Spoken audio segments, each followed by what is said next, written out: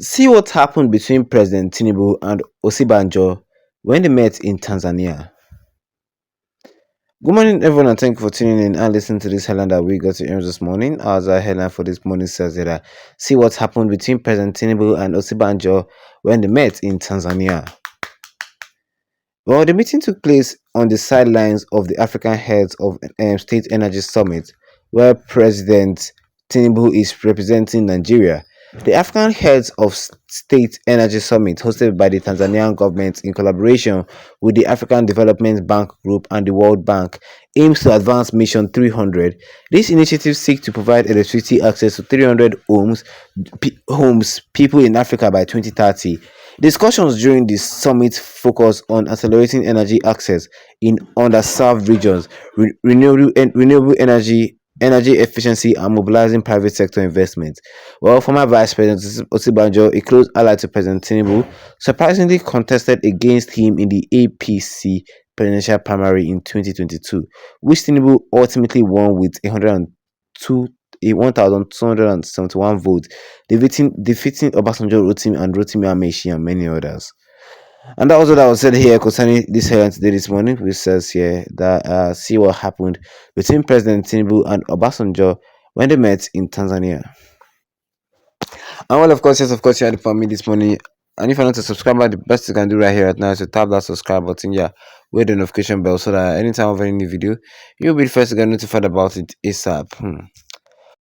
Yes, because a lot of people are surprised because of recently Osibanjo, the former vice president of Nigeria, who was vice president when former president of Nigeria Muhammadu Buhari was still in power back in 2015. Yes.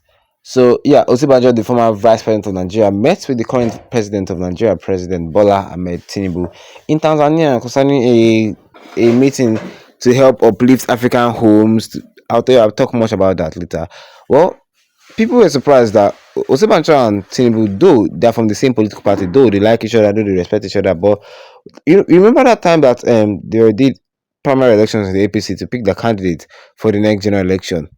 Yeah, Osibanjo ran against Tinubu with Rotimi Amechi and many others, but Tinubu beat all of them with 1,270 something votes. Tinubu beat all of them out. Osibanjo carried second. Yes, and there was a little beef going around with Osibanjo and Tinubu. But people were surprised that they actually shaked each other and they thanked each other. That is what I would expect, of course. Osibanjo cannot stay angry forever now. Abi, he cannot stay angry forever. They just shaked each other, thanked each other, and they went on with their to-do list for that day. And what did they do on that day? Yeah, the African Head of State Energy Summit that was hosted by the Tanzanian government in collaboration with African Development Bank Group and also by the World Bank aims to advance Mission 300. And what is Mission 300? Is to provide electricity access to 300 million people in Africa by the year 2030. Yes, and that is a very good thing because I'm telling you, Nigerians need what they call stable electricity. Nigerians need stable electricity, not the one that you will see electricity now. It will go off between 5 minutes from now. Believe me. Yes, and discussions during the summit focused on accelerating energy access in undeserved regions, renewable energy and energy efficiency, and also to mobilizing private sector. And the former vice president of Nigeria, once a close ally to President Tinubu, was there. He was there and they shook hand. Like I said earlier, well, concerning this earlier in the comment section that I have here, well, this Soji Adinusu said that Nigeria will be well absolutely soon. Amen. That's a very good prayer. China Alani said that how I wish it was Osibanjo was how I wish it was Osibanjo that was the president of this great country. All this useless policy that this useless regime ha- that has made that has not benefited from that a common man has not benefited from would have been all avoided. All what they know is lies and propaganda. Abi, that's what we can just say. Who knows whether that's what people used to say that for say we know that Peter B for the president. For say we know that if Atiku was the president, all this will not happen. We've heard that one plenty times. We don't hear that one. I myself, I'm not supporting President Tinubu. I myself, I don't even want Tinubu to be president. I know who I wanted to be the president of this country, but what has happened has happened. Let's not talk about what happened. Muhammadu Adamu says that Momo president, you will show your shege, see him mouth like crocodile. But it's not the person we're voting for. It's not the person we were voting for. Well, Angelina Frank said that, to me, I would say that a country ruled by learned slash elite public administrators, sincere and judicious enough at helms of affair, has 80% chance of soaring economy than a country ruled by not well schooled brutes. Reason being, the latent in power can easily balance power play between the strong and weak, the rich and the poor folks in the society. As a matter of fact, we don't even have to argue that here is a part of the world.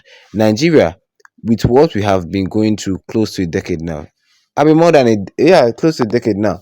Nigeria has been going through severe hardship, and people are saying that the only solution is God. Of course, the only solution is God. I don't believe in this APC administration again, because to me, I know that the APC administration cannot help us.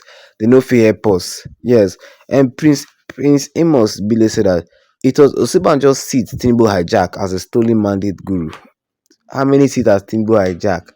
Only to steal and embezzle him and his administration know. And to spread propaganda saying that the administration is already working. Every time you hear Tinubu coming out on TV saying that, don't worry, my administration. Do you know how many times I've heard that word, my administration is working, since Tinubu entered into power?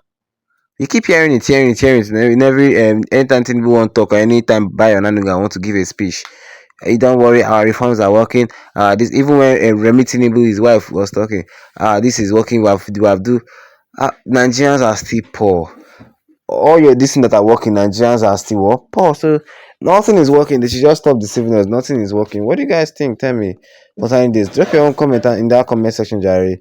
Going further, Obasi Franklin says that see how laugh dey im face. Tinubu is as corrupt as ever. Is it just now I know that Tinubu is corrupt?